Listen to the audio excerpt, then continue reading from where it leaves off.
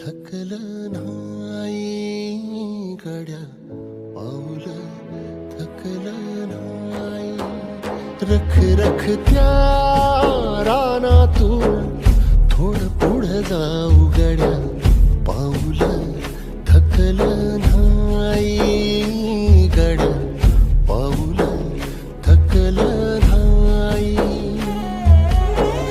झालो बरबाद जारी, बसला गाव उरी, कलेची आग सार जाळून बी जाईना. अडला घास असा का वनवास असा, पण हो ध्यास अजून बी माग राहीना.